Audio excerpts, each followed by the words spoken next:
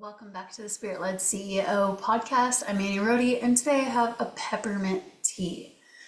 What are you drinking? I have been loving the peppermint tea as it transitions into spring. It just feels more, lively, I guess, than like a chai or something like that. So today we are going to talk about love. We're going to talk about loving our business. And if you have been listening to this podcast for any length of time, you probably have realized that I like to speak to the people who are called to make a profit right now. So sometimes when God calls us to our mission, it's not immediately to be profitable. It's maybe he calls you to write a book, or maybe he's calling you to build a community. But I want to talk to, in this podcast episode is for all of you. It's about how when we fall in love with our mission, when we fall in love with our business specifically, we will reach our goals faster. And so in business, that goal is to earn more money faster. So the key to earning more money faster is maybe to fall in love with your business. Listen, see what you think. So let's be real. When was the last time that you felt giddy about your business? Like deep in your bones, excited to show up, serve, and sell. When you felt so happy about what you got to do. If it's been a while, you're not alone. You're not alone. There's so many of us out there. And I think specifically Christian business owners who don't necessarily feel that. So maybe you're frustrated by slow growth. Maybe you feel stuck in a season of overwhelm. Maybe you're just tired, burned out from the grind, the algorithms, the constant push. Here's some truth. When you fall in love with your business again, everything changes. Your energy shifts, your confidence grows, and yes, your income increases because money follows passion. Now, a few years ago, I read Loving What Is by Byron Katie. And that book is fantastic. Byron Katie is not necessarily, I don't know where her stance is with Jesus, but a lot of the concepts in it align with the truth. And so that is why I would recommend listening to that book, because I feel like it is based in reality and God creates reality. And so this is the mindset shift that can change everything. So her message in this book is that arguing with reality is exhausting. So instead of loving what is, when we think it should be this, I want it to be this, when we obsess around that, it's exhausting. So often we fight where we are because we're obsessed with where we want to be. But what if this season, this exact moment in your business is a gift to be unwrapped and a gift to be loved and cherished from God? Last year, I had to slow my business down while stepping into a new role as a first-time foster mom. And it was really challenging. I wanted to build, I wanted to scale, I wanted to move forward. We had shifted things in our life.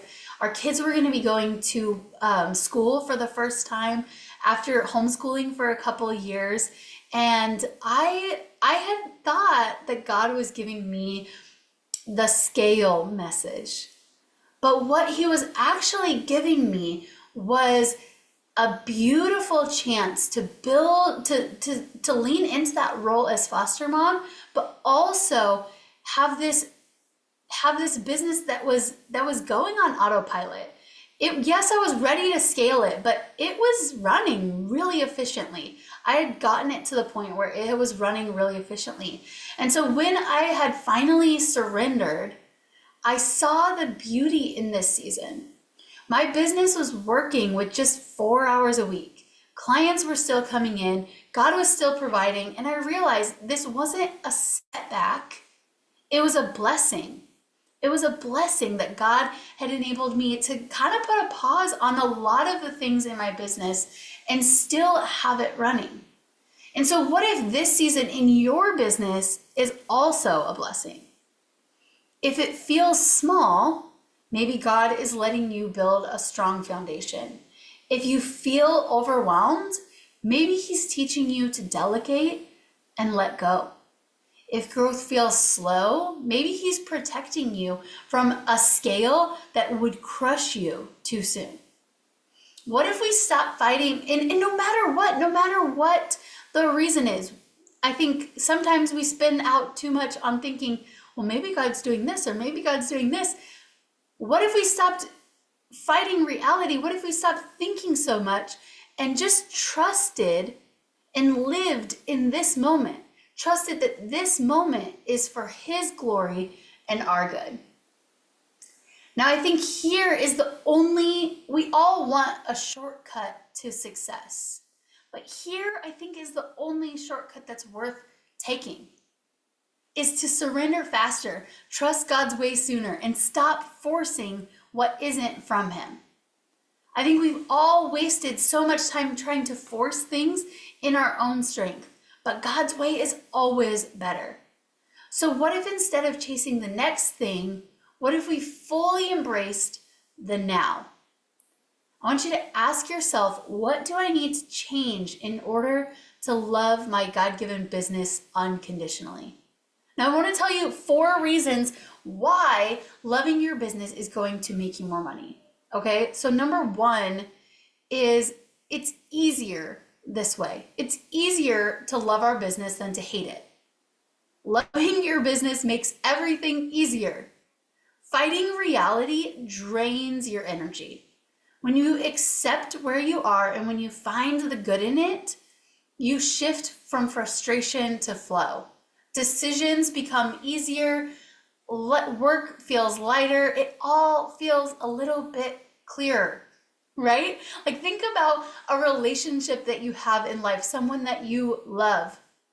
Isn't it so much easier to love your family than to hate I don't know, someone, I don't know. Who do you hate? I haven't really actively hated anyone in a long time, and that feels good to not do that.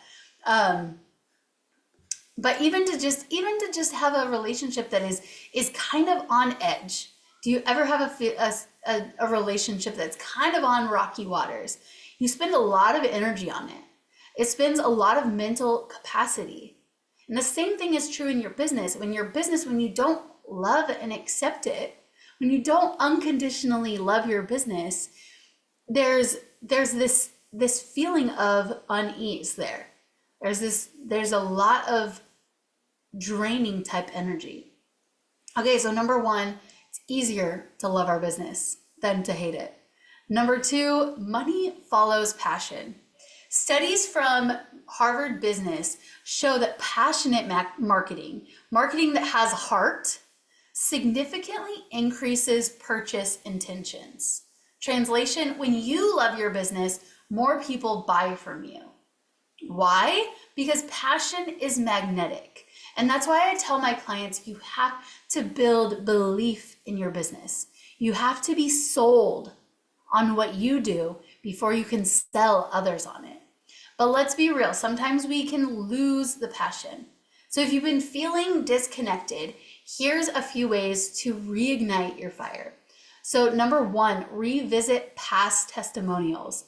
Go back and read the words of happy clients. I put them in a folder on my phone, a screen, I could take screenshots, put them in a folder, and go back and read them often. Let them remind you of the impact you're making. Number 2, write a love letter to your business. Actually write it down. What do you appreciate about your business? What excites you? What are you proud of? And now create a vision board or journal about living in this business until it gets to the business where you want it to be. So I want you to think about those things that that make you really happy about your business right now. And now I want you to end with this little affirmation and repeat after me. Can you repeat after me? Repeat after me. I love my business. I love my business. I love the way God is using it. I love the way God is using it. I trust that this season is exactly where I'm meant to be. I trust that this season is exactly where I'm meant to be. Say those words, pause it and say it a few times. I love my business. I love the way God is using it. I trust that this season is exactly where I'm meant to be. Okay, so number 1, it's easier. Number 2, money follows passion. And number 3, when you love your business, you stop hurting your business. Okay, let's be honest. Sometimes we sabotage our own success. We ignore our business because we're frustrated. We stop showing up because we're disappointed. We drain ourselves doing the things we don't actually need to do. But here's the thing, the way you treat your business matters.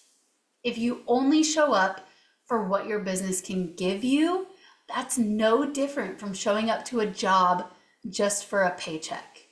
And that's not the type of faith-filled leadership that God calls us to. There's this trend around about quiet quitting. And this was last year, and so I haven't really seen much about it. But where you slowly distance yourself from a job, and that can be helpful in a job that is overstepping your boundaries. But this is your God-given business. This is the business that God gave you. This is the business that God has blessed you with. It's meant to be a blessing, not a burden. And so when we love our business, we steward it well. We make bold decisions. We invest differently. And that's what creates that long-term success, is loving it well and stewarding it well. So now, number 4, the 4th reason why loving your business is going to make you more money faster, because it's more fun. It's more fun. And so at the end of the day, our business can create joy. And the best part is that you already have access to all 9 fruits of the Spirit, including joy, peace, patience, because the Holy Spirit lives within you. That means love is an option, joy is an option. And building a business you love, it's the fun option, right? Because working on something with God is an adventure. Serving clients well is a worthy endeavor. And doing what you love and getting paid for it, that's the dream. That's the dream, right? Doing what you love and getting paid for it. Such a dream. Okay, let's lock it in. Did I sell you on falling in love with your business? If so, I want you to just say it with me again out loud. I love my business. I love the way God is using it. I trust this season is where I'm meant to be. Now, I want you to take some action right now. I want you to write down 3 things you love about your business. Bonus points. Tell me in a story on Instagram what the 3 things you love about your business. I want to celebrate with you. And if this episode blessed you, do me a favor and leave a quick review. Your review helps other Spirit-led CEOs find the podcast and fall in love with their businesses too.